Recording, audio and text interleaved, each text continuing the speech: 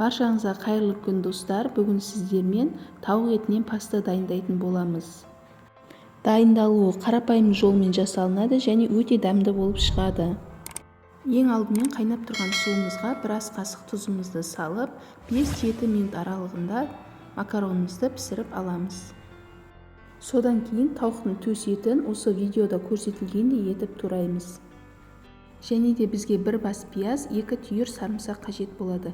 Пиязымызды 4 бұрыштап тураймыз, ал сарымсақтарымызды майда қылып тураймыз. Енді табамызға сары майымызды салып, кішкене қызарғанша ертіп аламыз. Қызып тұрған майымызға пиязымызды салып, жақсылап қызартып қуырып аламыз.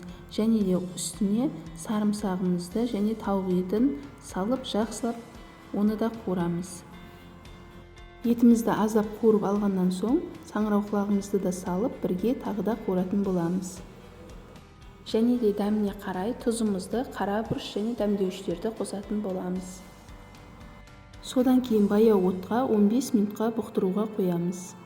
15 минут өткеннен соң оттың астын өшірмей 20-23% сливкемізді қосып, тағы да 1-2 минут араластырамыз. Және де үстіне кеспемізді салатын боламыз.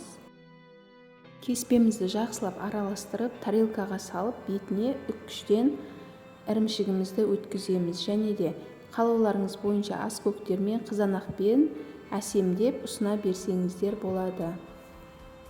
Асығыс кезде өте тез жасалынады және тойымды тағам болып табылады. Достар, сіздерге видео ұнаған болса, лайк басып, пікір қалдырып, менің каналыма тіркелуді ұмытпаңыздар. Дәл осы рецептпен сіздер де жасап көріңіздер. Келесі кездескенше сау болыңыздар.